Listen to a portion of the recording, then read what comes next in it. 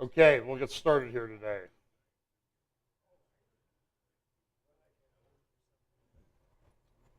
As in the days of. Sorry, I can't see you today because of it's a dark day here and I can't see because of the lights, so I assume there's somebody out there. I'll just pretend like I can see the people that I can talk to. So today, for a prophecy update, we're just going to look at things. It actually was, in terms of things going on, it was a fairly light week. It was like everybody took a vacation. I'll tell you what I'm not going to talk about when I don't talk about it in a few minutes. But we talk each week about the convergence of events that seem to indicate that the return of the Lord is very close.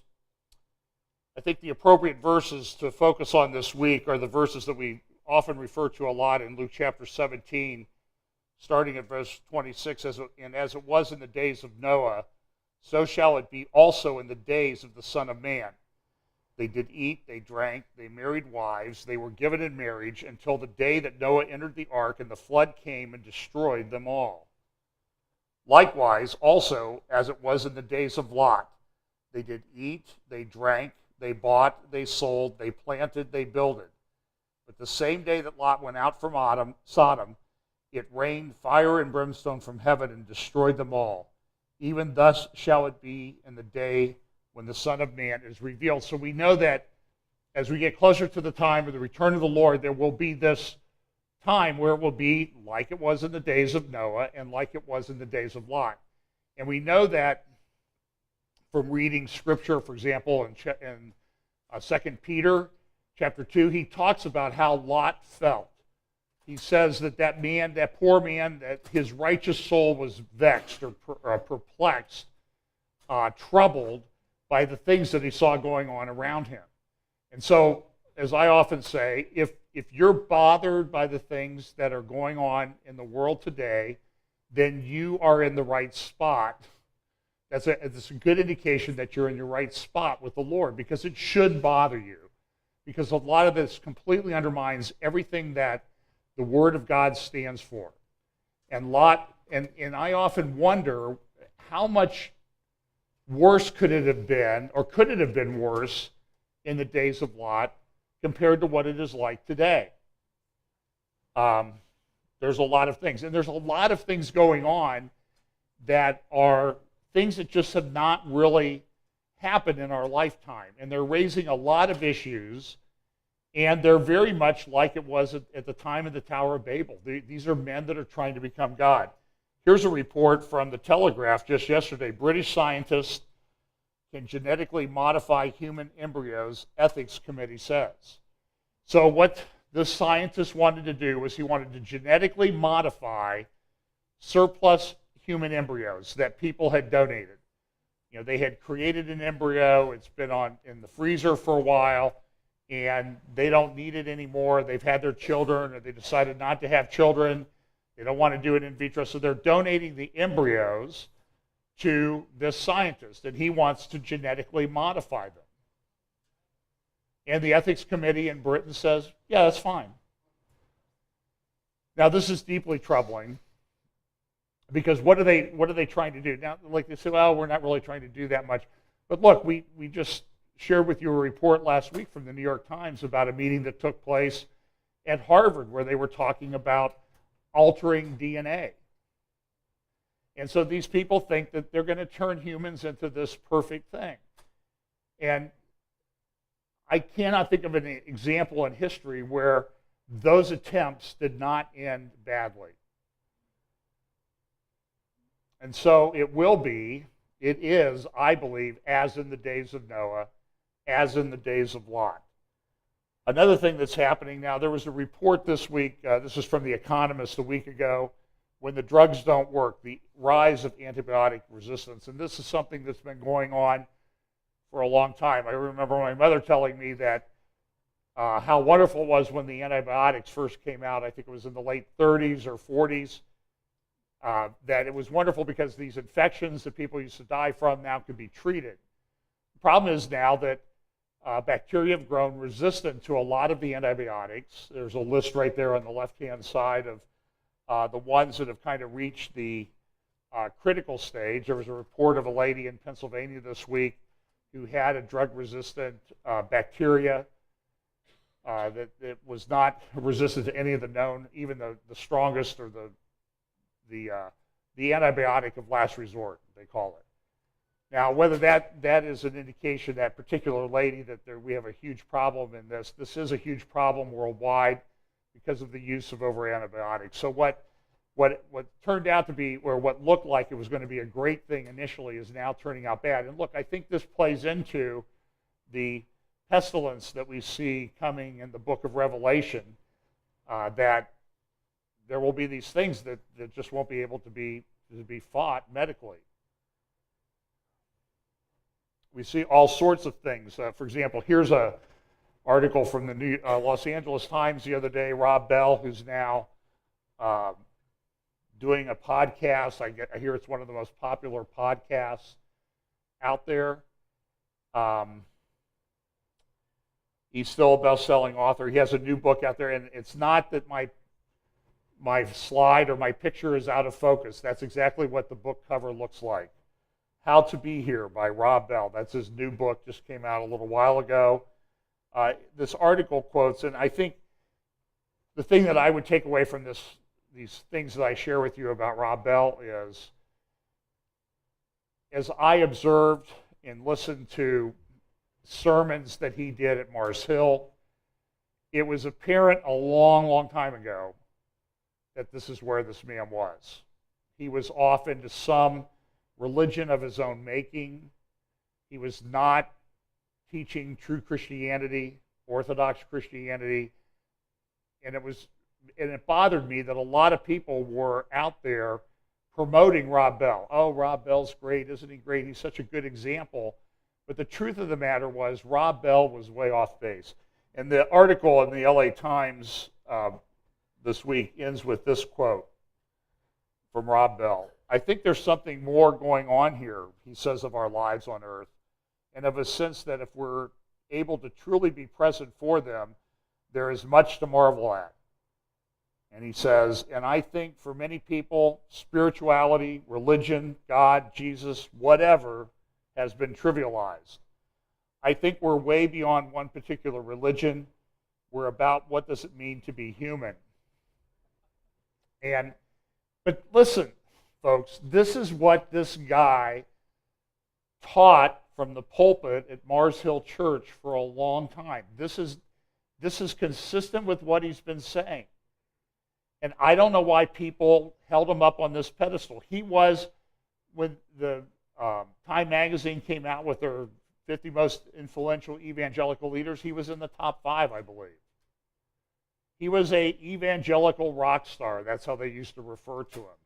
And people used to flock to him. But this is an indication of the fact that people in the church have lost their discernment. They cannot look at these things and understand why Rob Bell is off. What's wrong with him? Everybody likes him.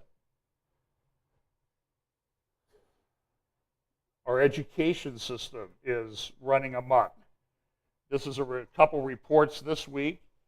Oberlin students want to abolish midterms and any grades below C. So if you are a parent and you're a little bit well off and you have to pay the full rate at Oberlin for your $51,800 of tuition, room, and board per year, what it costs now, you will have a student who will come home and say, I don't want grades. It's not fair. Listen to this. Students at Oberlin College are asking the school to put academics on the back burner so they can better turn their attention to activism, social justice. More than 1,300 students, I don't know what's the student population there, 2,000 maybe? More than 1,300 students at the Midwestern Liberal Arts College have now signed a petition just up the road asking the college to get rid of any grade below a C for the semester, and some students are requesting alternatives to the standard written midterm examination, such as a conversation with a professor in lieu of an essay. In fact, the New Yorker has a very long article, and I won't go into details about what it says. The big uneasy. What's what's railing the liberal arts campus, and it uses Oberlin as this example of something that's really, it's really off. I think I shared with you last year some of the things that the Oberlin students were sharing, that because of the Chinese dishes weren't authentically Chinese, so therefore it was an anti-Chinese thing, or the soul food wasn't prepared with the right recipes, therefore it was a slam against black culture or something. They had a whole list of demands. Fortunately, the administration did stand up to it a little bit. So now they've come back with this petition. We're too busy protesting things and engaged in social justice, so we need to get rid of the grades below a C. Because and one person said, I just don't have time, I'm stressed out. Because, I'm out protesting and I just don't have time for these demands of academic demands. And so what I should have put up here was I should have called this the snowflake, the fragile snowflake part of our update today. So I know if you ever drive by Oberlin, don't make eye contact with the students there, because you'll stress them out, and they may cry and those little snowflakes may melt. So,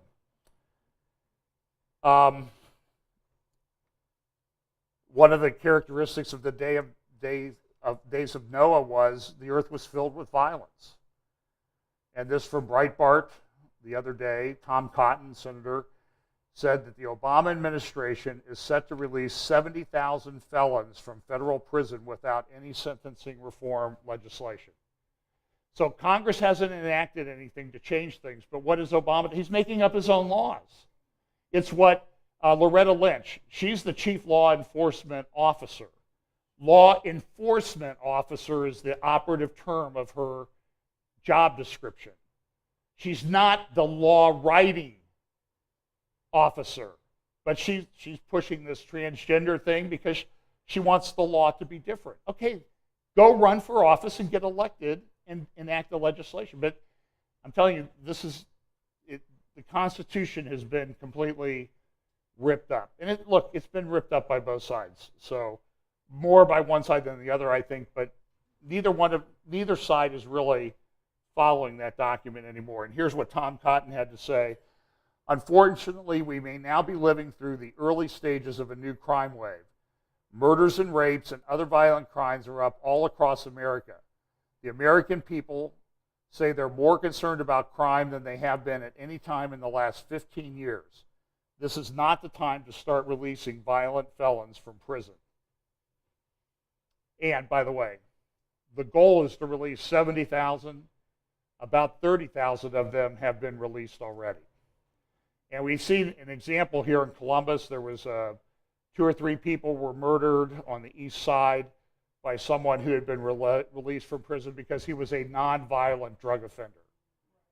And they were going to I think the people he thought were going to testify against him or had witnessed something that he had done on another crime, and so he went and killed them. So it happens.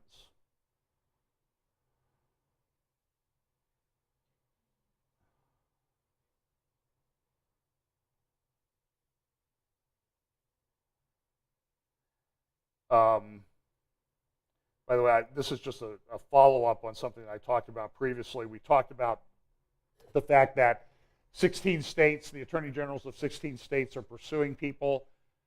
They're sending subpoenas out to academic institutions, think tanks, professors, other people, because they're climate change skeptics. And I saw an interesting exchange with a senator from the Northeast. I think it was Senator Ed Markey from Massachusetts. It was like, hey, it's 97%. And the people on the panel was Mark Stein. By the way, it's a great clip. You ought to look it up. It was Mark Stein and a female scientist who were saying, no, not everybody agrees. And this guy was saying, well, yes, they do. Yes, they do. And he's not a scientist. And people at Mark Stein's involved in some litigation up in Canada right now because he criticized the guy who made up the hockey stick graph, Michael Mann, and Michael Mann sued him and said, because I'm not sure exactly why, I guess it's slander that you would challenge my scientific findings or conclusions, But this is the world that we live in. So this is a letter from Ted Cruz and some other senators to Loretta Lynch saying, you need to back off on this. You need to stop this. Because Loretta Lynch herself said that she was going to be pursuing fraud claims against different companies because they didn't go along with what the president's view was on climate change. And therefore, they must be committing fraud and lying. I'm actually not going to play the unblinking eye of history. I'm not going to play any of that ridiculous thing that passed for a speech in Hiroshima, Japan the other day by the president. If you are so inclined to beat yourself over the head with it, go watch it yourself. But here's my takeaway from all of that. If we live at the time that I think we live at, you should see patterns start to develop. Now, Jesus said in Luke chapter 17, there was patterns that you should look at that would be indicative that you were living in that time. It was as it was in the days of Noah, as it was in the days of Lot. We also know that there are a description of a world leader that's coming that will try to change times and seasons. That's the Antichrist. And again, I'm not making any assertion as to who is or who is not the Antichrist. Let me be clear about that. But what I'm saying is that you are seeing among world leaders a pattern of people demonstrated by our president who are changing times. They are changing history. And what that speech in Hiroshima did was a complete rewrite of history from somebody steeped in leftism point of view. There's just no doubt about it. It's changing history. And that's what they want to do. Hillary Clinton, remember the clip we play a lot? Long-held religious views and other beliefs have to be changed. This is what the push is.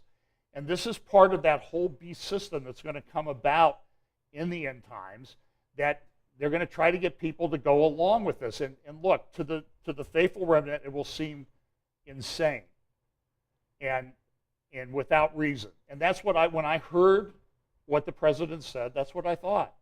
It doesn't make any sense. It's a complete rewrite of history.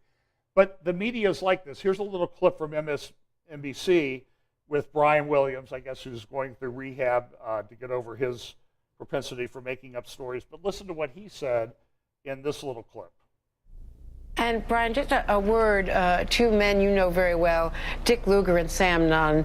The fact that they had this nuclear threat initiative and that they controlled, through a bipartisan act of Congress, controlled the spread of nuclear materials, non-state actors, materials, even in this age of terror, all these decades after the end of the Cold War, is just remarkable, and I don't think they get enough credit for it. It is, and that is still the threat that people worry about, that this material will fall into the wrong hands. If people have found the U.S. to be preachy in the years since Hiroshima and Nagasaki about the use of nuclear weapons, it's because we're the only nation to have used them in anger. Sometimes I am amazed that the world has been without these weapons all the years since, but it is a point of great pride by the people who've seen to it.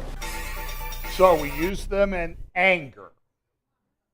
Okay, why were we angry? What was totally missing from that guy's speech in Hiroshima were the facts of the evil, wretched nature of the Imperial Japanese Army and government. They needed to be eradicated from the planet. Tens of millions, not tens of thousands, tens of millions of people died at the hands of that evil regime. Pearl Harbor, you think the president's going to stop in his home state and maybe go to the Pearl Harbor Memorial for Memorial Day on the way back? What do you think the odds of that are? 0. I hope I'm surprised. The Bataan Death March. Go read about that. The atrocities and cruelty engaged in by Imperial Japan were unbelievable. The rape of Nanking, bodies stacked like cordwood, people put in pits and burned alive by Imperial Japanese army. Yeah, we were angry. You know what? We would have been even more upset if we had to invade the highly populated island of Japan, their main islands, and anywhere from 600,000 to 2 million people would have died. This article at Breitbart says it is very easy for callow politicians, and boy is that an understatement, in 2016 to say that more Americans and more Japanese should have died in battle during a conventional invasion of Japan to spare it the fury of the atomic bomb. Not many people felt that way at the time, especially if they were aware of the atrocities chronicled here. Barack Obama treats the bombing of Hiroshima as a unique evil. No, sir, it was the end of evil. Memorial Day is about showing our gratitude and respect to the heroes who had no choice but to kill them, including the crew of the Enola Gay. They saved a hell of a lot of lives and souls on that terrible day. And here's a letter written in 1963 by Harry Truman, who made the decision to go ahead and say that it was okay to do the bomb. And then he says this in the middle paragraph: you must always remember that people forget, as you said in your column. He's writing to a Chicago Sun-Times columnist, Irv Kupcinet. You must always remember that people forget, as you said in your column, that the bombing of Pearl Harbor was done while we were at peace with Japan and trying our best to negotiate a treaty with them. All you have to do is to go out and stand on the keel of the battleship in Pearl Harbor with 3,000 youngsters underneath it who had no choice whatsoever of saving their lives. That is true of 2 or 3 other battleships that were sunk in Pearl Harbor. Altogether, there were between 3,000 and 6,000 youngsters killed at that time without any declaration of war. It was plain murder. I knew what I was doing when I stopped the war that would have killed 500,000 youngsters on both sides if those bombs had not been dropped. I have no regrets, and under the same circumstances, I would do it again. And this letter is not confidential. That was a courageous president. Not like the display that we saw this week. But the takeaway point is, people will try to rewrite history. And that's exactly what that was done this week. And everybody said, oh, well, he didn't apologize. Oh, yeah, okay. He didn't say, I'm sorry. He said everything but those words. This was an article from a while ago, The Perils of Writing a Provocative Email at Yale. Remember, I mentioned this last fall. Husband and wife, they were dorm parents, and there was a scene. I played the video of the one student screaming, "You're supposed to protect us. You're like our parents." We're little snowflakes, and so they essentially resigned and been pushed out of their positions. And I think the student is probably running for student body president. I don't know. But that's in the Atlantic. You might want to look up that article and read that. This was a report that came out from Barna this week, The End of Absolutes, America's New Moral Code. Look at some of these findings. Under Morality and Truth, the percentage of U.S. adults by generation and faith segment, whatever is right, do you agree with this statement? Somewhat to agree strongly. So these are the people who agree somewhat to strongly with these statements among different categories. Whatever is right for your life or works best for you is the only truth you can know. Among elders, 39% total agree with that, somewhat to strongly. Boomers, 47%. Gen Xers, 59%. Millennials, 74%. Practicing Christians were 41%. No faith, 67%. Other faith, 56%. To this question, every culture must determine what is acceptable morally for its people. Elders, 60%. all the way down to millennials at 70%. And the point of this is we really have a problem. It is as in the days of Noah and Lot, and everyone is doing what is right in their own eyes. And here's a survey that supports it. The Bible provides us with moral truths which are the same for all people in all situations without acceptance. Now, if you look at the line for practicing Christians there, the orange one, 27 plus 56, that would be 83% of practicing Christians agree with that. And my question is, why is it only 83%? It should be 100%. If you're claiming the name of Christ, other faiths are 53%, elders 59%, boomers actually a little bit higher than elders at 72%, and then millennials at 56%. Moral truth, absolute or relative? Absolute is light green, relative is the thing in the middle, and then never thought about it is 28%. But look at the numbers there. 33% of elders think that moral truth is absolute. But 39% thinks it's relative. And then 28%, well, I never thought about it. So you might as well say that it's relative. So if you add up 39 and 28, you get 57%. 67%. 2/3 of elders, and they're the ones who are probably, people would say, are the best. Now, boomers are a little bit better. Gen Xers is about the same. Millennials. But practicing Christians, it's only 59% think that moral truth is absolute.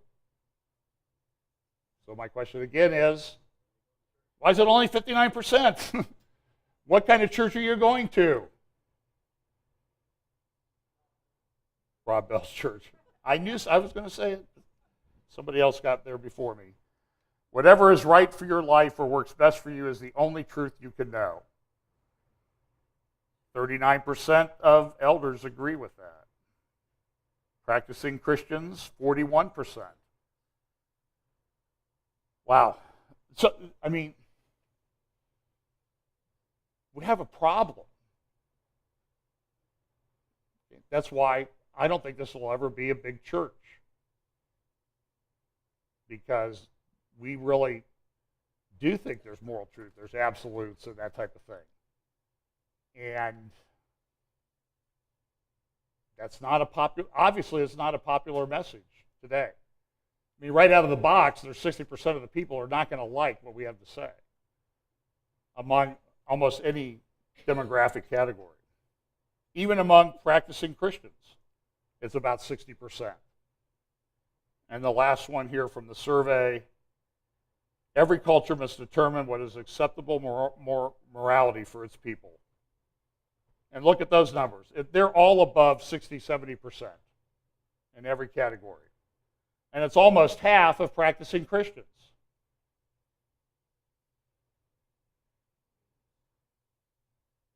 That is troubling. But when you live in that culture, and I don't know I don't have the details. You can look up the Barna, you can find it online. We'll try to put a link to it in the YouTube description. You can look, when you look at these results, and you scratch your head, and you're troubled by what's going on, we have a problem. And it is like it was in the days of Noah and Lot. Now, we don't have any Barna surveys from the days of Noah and Lot, but we have good descriptions in Scripture of what it was like in those days, and people were just going about their lives doing what was right in their own eyes. And so in that context where we have a culture that's like that, is this thing that continues to go on and on and on, from time cover, Battle of the Bathroom. Now, what's interesting is that a couple weeks ago, when the Department of Justice and Department of Education came out with their Dear Colleague letter, written to school administrators, saying what the government not really what the law was, but what the federal government was going to push for the law to be. And they were going to file lawsuits against you. They filed a lawsuit against the state of North Carolina because they enacted a law that the president and Loretta Lynch didn't like. So what happens? Your legislators, acting under the authority of the state, they enact this law, and guess what? We sue you. Now, when that letter came out, this is from the New York Times and Los Angeles Times a couple weeks ago, Saturday, the 14th, it talked about a new fight in the battle for civil rights and all. It was front page news, right? It was important. This is unbelievable stuff. We have to put it on the front page. And Beyonce too, she's really important. That she needs to be on the front page as well. But this week, praise the Lord, 11 states, one of which is not Ohio, by the way. I don't know where the governor is. I think he's out counting his fourth place finish in the Republican primary in a 3-person race. I'm troubled by that, okay? I am. And where's Mike DeWine? Came out for what?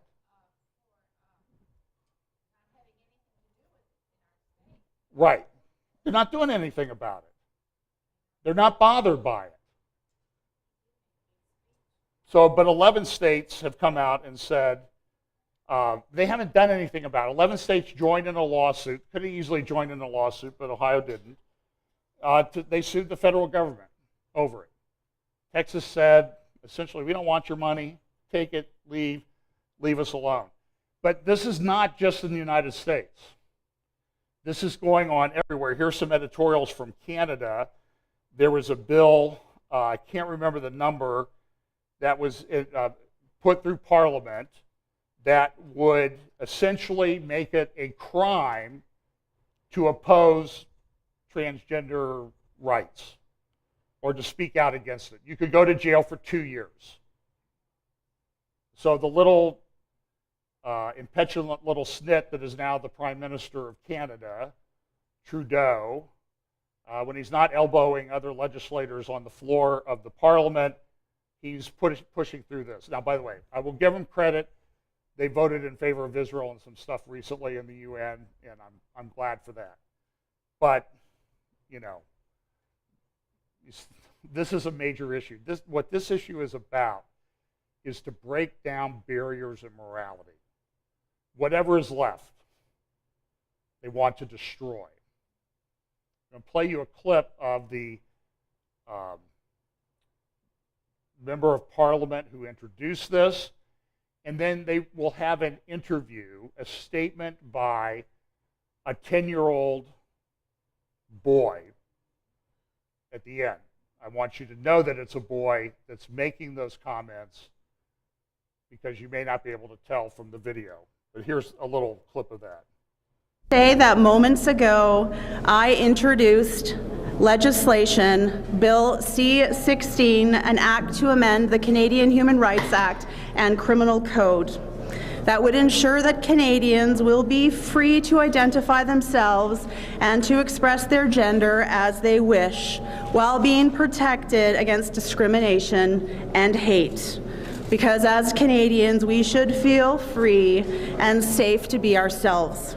When we were on the drive today, I was just thinking, oh my gosh, thank goodness this bill is passing, because it will protect us from, as the Minister of Justice said, hateful propaganda, assaults, rape, stuff like that. It could protect us and stop the people who would have just gone off and done it in the past and discriminated or assaulted us, but now it could be stopping them and then basically punishing them if they actually do it, if they still go on. I feel much safer. You're welcome. in terms of gender identity and gender expression, clearly articulating this in the Canadian Human Rights Act and in the Criminal Code will enable us to ensure that we are able to collect data, that we are able to collect statistics around violence that is felt and... She's the Canadian equivalent of Loretta Lynch, okay? She's the Justice Minister. Look, pray for that kid, okay?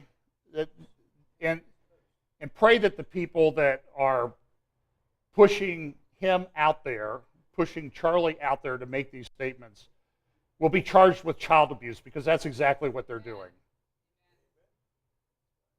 They do it under the guise of rights. They're child abusers. My friends, I have very... one criticism of arguments is that the slippery slope argument is not valid. It's not a good way to argue. I submit to you, we are on a very steep and slippery slope with this stuff, because listen, it's not ending.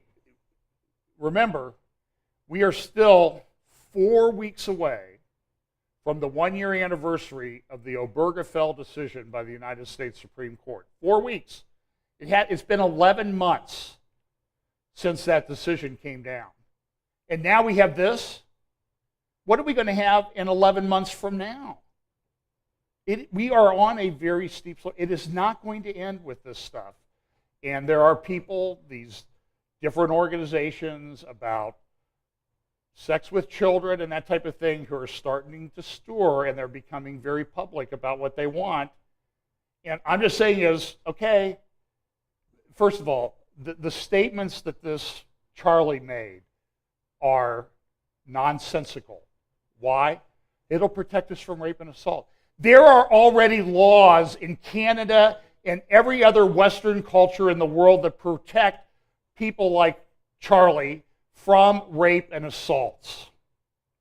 This law has a whole nother agenda behind it. Those laws are still on the books. I don't know, Charlie has been misled. Charlie is confused on more than one issue. And for these adults to stand there, I'm more troubled by that than anything else. They're using Charlie for their own political agenda. Here's an article. Gresham Barlow's school district agrees to pay transgender teacher add gender-neutral bathrooms after complaint. This is in Oregon. People need to leave Oregon, I think, because, I mean, that's where the baker was that got a huge judgment against them. So this guy, I think I'll say it's a guy pretending to be a girl. I think that's how it goes. Looks like a girl in these pictures. Was upset. What was he upset about? Well, he doesn't identify, by the way, as either male or female. He was upset because the teachers in the school where he was would not refer to him as they, because he thought he was kind of part of both, so he should be called they. And I mean, this is an argument. Get your kids out of the public school. Figure it out. There are plenty of groups, there are plenty of things out there, but I'm just telling you is, at some point, you got to pull them out and get them away from this junk. Here's the Dear Colleague letter. Look, I've had a chance to read through this. This is about more than just the bathroom thing in schools, because they're taking Title IX and they're changing it. And so they're giving advice to all these colleges, organizations, educational institutions, tens of thousands of them across the country. Get this. And look at what some of the things are that they say in here. Restrooms and locker rooms. Quote from the letter, a school may provide separate facilities on the basis of sex, but must allow transgender students access to such facilities consistent with their gender identity. A school may not require transgender students to use facilities inconsistent with their gender identity. Translation, if they're a boy, you can't make them use the boys' room or the boys' locker room. That's the flips. That's what that means. That's Orwellian doublespeak. Or to use individual use facilities when other students are not required to do so. A school may, however, make individual user options available to all students who voluntarily seek additional privacy. In other words, if you're a female student and a guy's coming into your locker room, your only remedy is to go and request a single-sex place. But what's going to happen with you when you have that? Well, laws like Canada are adapted. You're going to be charged with bigotry. And if your parents go, they're going to be charged, but you can bet your bottom dollar eventually social services will be involved to get you away from your kids because you're a child abuser. Do you think I'm making this stuff up, by the way? You're free to tell me if I am. Athletics. Listen to this. This is for colleges, okay? Traveling teams and that type of thing in colleges. Let's see, for some reason. It talks about, this is where they have the problem because they hope that the NCAA will come up with some kind of rational implementation of an irrational rule. And so the NCAA is drafting this. I know the Olympics have drafted stuff about certain levels of testosterone, estrogen, all this stuff. But you're not allowed to do doping because you'll be banned. So the whole thing is in a mess. But here's the one I want to do. Housing and overnight accommodations. Title IX allows a student to provide separate housing on the basis of sex. Title IX allows a school to provide separate housing on the basis of sex. But a school must allow transgender students to access housing consistent with their gender identity and may not require transgender students to stay in single occupancy accommodations. Translation, they want a room with your daughter, a male transgender, wants a room with your daughter in a hotel room on an athletic trip, that the school has to allow that to happen. Now it says nothing in Title IX prohibits the school from honoring a student's voluntarily request for a single occupancy accommodation if it so chooses. Now listen, you ask for that and you're going to be a bigot. And I mark my words, if you're in a counseling program, you will be excluded from becoming a counselor because you're a bigot. And you could never help these people. So I'll skip over this. This is Heather McDonald. But look, in the context of all of this, going back to what Senator Cotton said earlier, Heather McDonald, she's been writing some great stuff lately. This was in the Wall Street on Tuesday. She made reference to this. FBI Director James Comey has again drawn the wrath of the White House for calling attention to the rising violence in urban areas. Homicides increased 9% in the largest 63 cities in the first quarter of 2016. Non-fatal shootings were up 20% according to Major City Chiefs Association survey. Those increases come on top of last year's 17% rise in homicides in the 56 biggest U.S. cities, with 10 heavily black cities showing murder spikes above 60%. Comey said this, "I was very worried about it last fall," he told a May 11th news conference, "and I am in many ways more worried now," he said, "because the violent crime rate is going up even faster this year." Days of Noah. Very sad article in the Atlantic, The Humbling of Paul Ryan. Now, last week, you remember, I showed you the vote, the video of the vote taking place.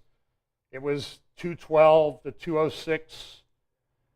And then all of a sudden, the vote, well, it was more than 212, like 219 to 206. And then the votes all changed. And the end vote was 213 to 212. The Republicans defeated the amendment on the defense appropriation bill. Everything's great, right? How long did this last? 4 days? Because they had another amendment to another bill that was the same thing, put out and forth by the same congressman from New York, Mahoney or Maloney, or Baloney. And so what happened this time? How did the Republicans do this time? Well, 43 Republicans voted for it, and it passed by 30 or 40 votes this time. So a great way to hang in there, Republicans, right? Stand up for those conservative values. And so now they're saying, like, here's Paul Ryan, who's conservative by some estimations, and he's troubled by what's going on because people are defecting it, but it's worse. Here's a report from The Hill this week. Bible verse prompts GOP walkout after LGBT vote labeled a sin. Representative Rick Allen, a Georgia freshman, launched, because he's a freshman would do this because he hasn't been indoctrinated enough, okay? He hasn't been through all that brainwashing that they do to you when you go to Washington for a while. A Georgia freshman launched the GOP's regular policy meeting in the Capitol basement by reading a Bible passage condemning homosexuality and suggesting that supporters of the LGBT provision, which passed the House the night before, were defying Christian tenets, attendees said. Several Republicans walked out of the room in disgust. It was blanking ridiculous, said one GOP lawmaker who was in the room and supported the LGBT provision. A GOP leadership aide offered a similar verdict. A lot of members were clearly uncomfortable and upset. Sidebar. Boo-hoo. Sometimes taking the right stand is uncomfortable and upsetting. So, do you see it, the piece that I put together about how this all fits? It's all related. It's all interrelated. Let's look at the geopolitics for a minute and then we'll leave. This is interesting. Now, we were told, right, by Ben Rhodes, the Ben Rhodes duped the press, and we were told, oh, this thing with Iran, Rouhani's a moderate, you know, he's offsetting the radical Ayatollahs. So guess what? So here's a report in The Economist, of all places, that says, guess what? Who's in charge? The supreme leader is clipping the wings of the reformist president. Oops. Boy, I never saw that one coming. I'm just shocked that happened. How would you ever have thought that the supreme leader of the Islamic Republic of Iran might not like somebody who's capitulating to the West even in a little tiny bit? And I don't think he is, but he's certainly getting his wings clipped now. At the same time, we have this problem in North Korea, nuclear. This is the cover of The Economist yesterday. And the Middle East continues to melt down. 165,000 Syrians trapped in between Turkey and ISIS. This was a front cover of the New York Times last Sunday. Now remember, we had all the Kosovo, Bosnia, all those things that happened back during the Clinton administration, and this was going to be wonderful. We were creating a great, safe enclave in Kosovo, and guess what? Per capita, highest percentage of people leaving Kosovo to go fight for the Islamic State of any country on the planet. And this New York Times article, and again, I cite it not because I agree with the New York Times, but sometimes they get it right, details the problem that is occurring there in Kosovo with Saudis coming in and funding radical Islamic mosques, which they've done all over the world. It hasn't changed. And nobody's stopping it. It says this: the latest chapter in this long, sorrowful history involves tiny Kosovo. With a population of only 1.8 million people, Kosovo has sent more of its young people per capita than any other country to fight and die in Iraq and Syria. Since 2012, some 314 Kosovars have joined the Islamic State, including 2 suicide bombers, 44 women, and 28 children. Even Belgium, widely seen as a hotbed of extremism after the attacks on Paris and Brussels, lag behind it in the recruitment rankings. By the way, somebody made a comment on YouTube last week that she has to break out the antacids when she starts listening to me. So this is probably a 3 antacid update. Okay. I'll tell you at the start. I'll tell you if it's going to be a 5 antacid or a whole roll. Maybe you just want to make a soup of the whole roll and drink it right away. So, but the article says this: it remains unclear, at least to this article. It remains unclear why Kosovo's government, as well as the United Nations and United States and United Nations officials who administered post-war Kosovo, did not act sooner. The Americans may have erred in assuming that Kosovo's moderate religious community would prevent extremism from flourishing. Okay? They live in a different, it's like a parallel universe where up is down and right is wrong and left is right and everything's reversed. Here's an interesting little video. And I'm going to show you first how it originally appeared. And this is how you stop momentum. And it's kind of an interesting little thing, so watch this.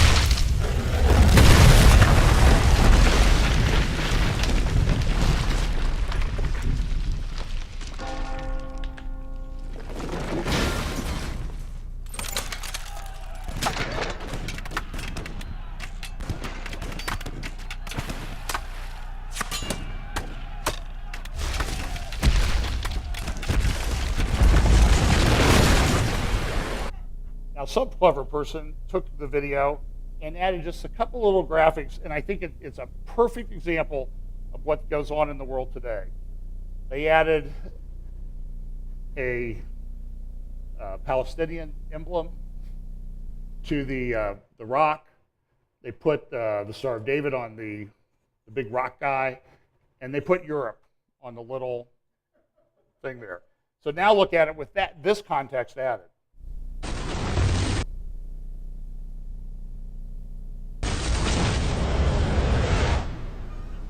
Europe.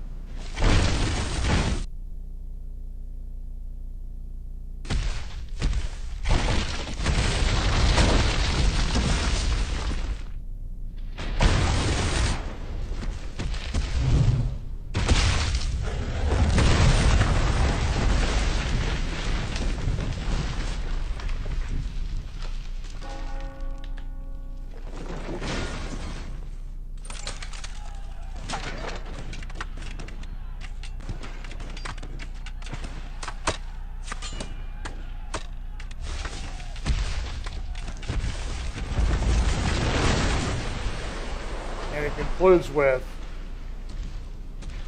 Israel's fighting your war. Okay, that's why it's important. That's one of the reasons why it's important. It is. This from the World Health Organization this week. A resolution was adopted supporting health conditions in the occupied Palestinian territory, including East Jerusalem and in the occupied Syrian Golan.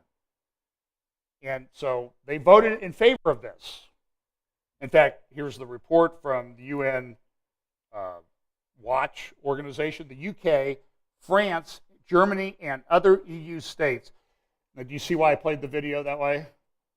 This is a perfect example. UK, France, Germany, and other EU states voted today for a UN resolution co-sponsored by the Arab group of states and the Palestinian delegation that singled out Israel at the annual assembly of the World Health Organization as the only violator in the world of mental, physical, and environmental health. I'm not making it up. It passed. The EU states voted in favor of it. The WHO commissioned a WHO delegation to investigate and report on the health conditions in the occupied Palestinian territory and in the occupied Syrian Golan, and to place it on the agenda again at next year's meeting.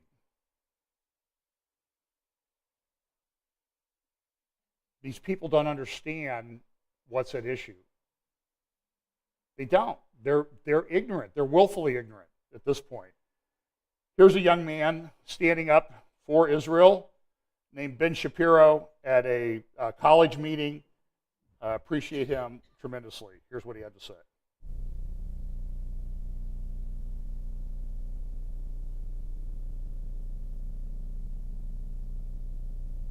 I'm not sure. You have the video up? Well, for some reason, it's not playing. So I'll tell you what. He really blasted him. You think Israel's the problem? And I don't know if it's him or the next video clip that I'll play. They said WHO, they don't criticize Nigeria, Sudan, Palestinian, Syria, Iraq, Islamic State. No, we have to criticize Israel. And he essentially said, you people are crazy.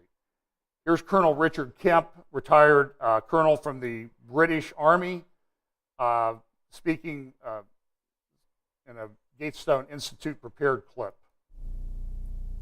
The situation in the Middle East is turbulent, complicated, and can be very confusing. Nowhere is this truer than in Israel and the Palestinian territories. As well as complexity and confusion, there is also a great deal of disinformation, emanating either from the ill-informed, the misinformed, or from those who want to mislead. I served in the British Army for 30 years, often working in the type of security situation that we are talking about here. I've spent many years studying Middle East politics and security and have been given unprecedented access to some of the most important decision makers in the region.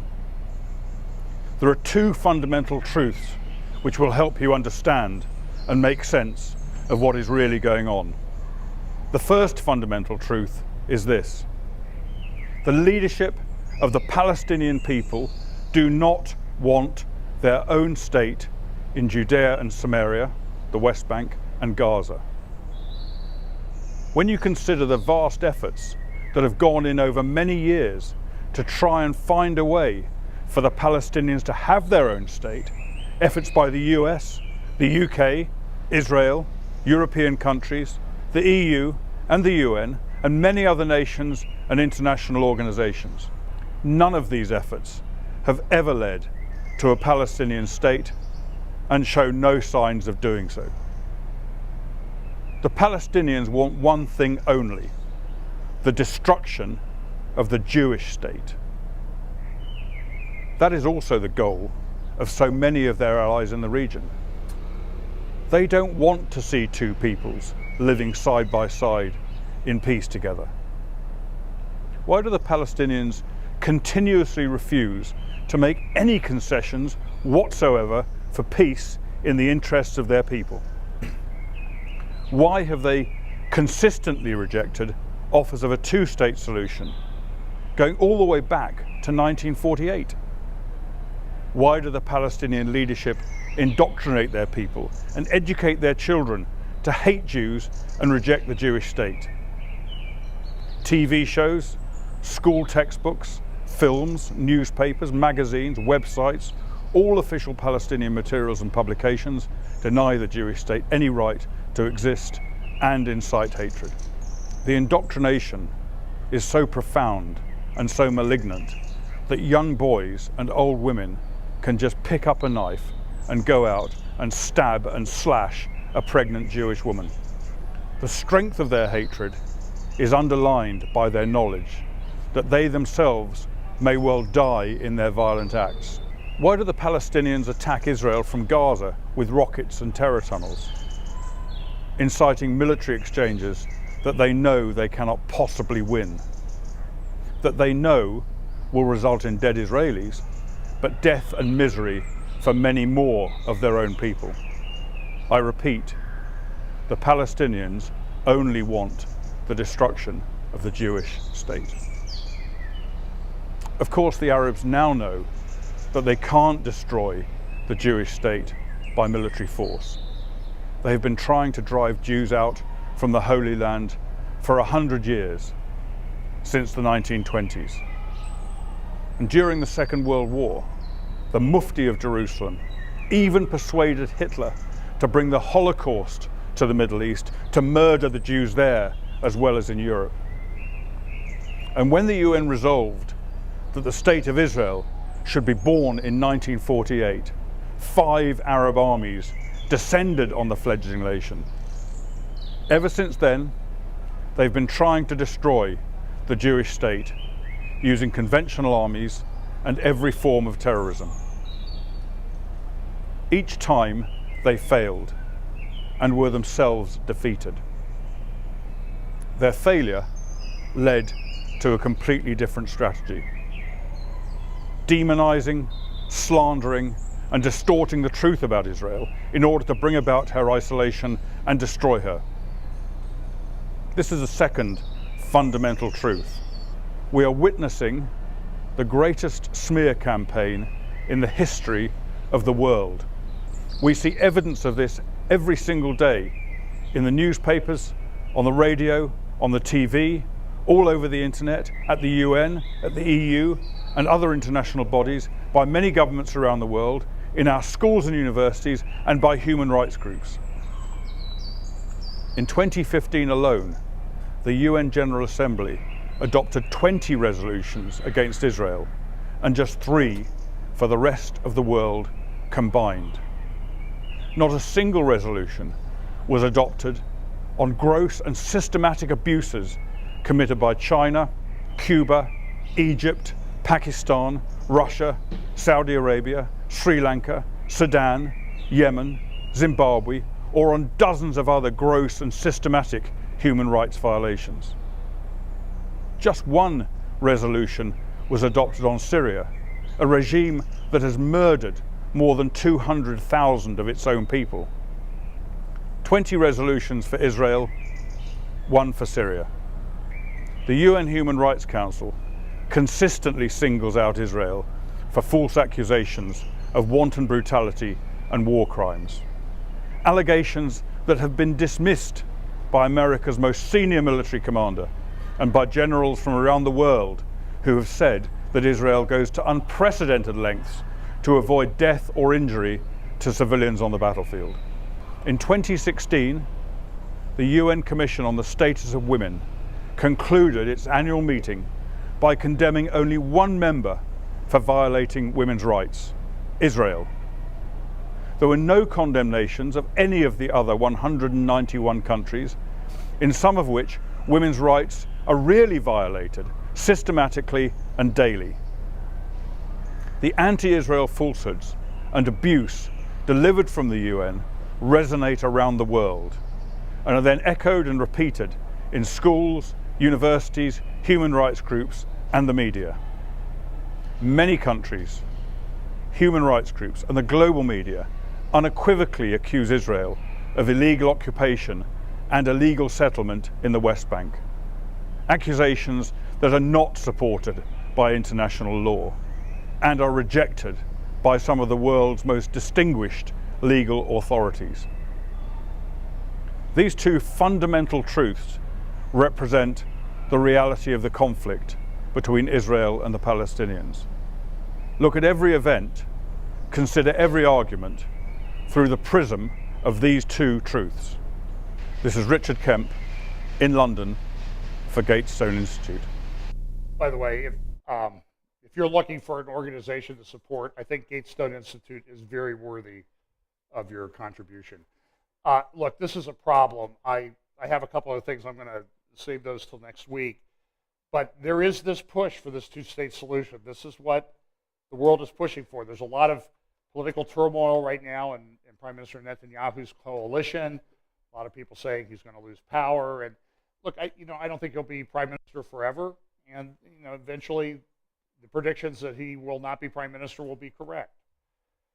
But right now, I think too much is being made of it. But we'll see what happens. But here's an article from the left is right in the Jerusalem Post Thursday, I believe, talking about we need to get this two-state solution, and then all of our problems will be solved.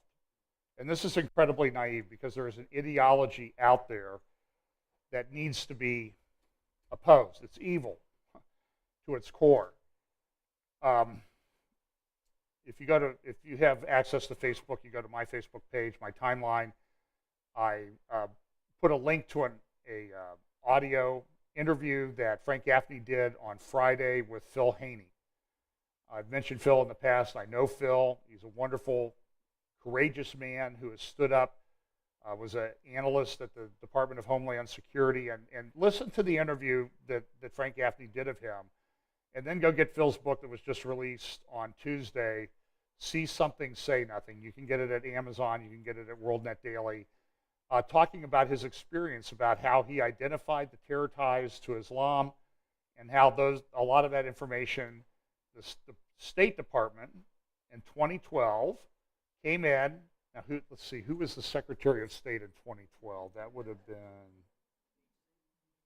HRC, right? Came in and deleted it out of the system so law enforcement would not have access to the analysis that Phil had made. And I'm grateful that Phil's gone out and had the courage to speak about the despicable treatment that he got and the derelict performance of duties by people in charge of the State Department and the Department of Justice. It's indefensible, and people needs to be an issue in this election. So, I don't know, was that 3 antacids or more today? There really wasn't a lot going on, but I'm just telling you is that the whole nature of the world that we live in is radically changed in the last decade. It's different. And you know, God is still with us. In the end, we win. And we need to keep that in mind. And there's work to do in the meantime. One question, and then we'll go.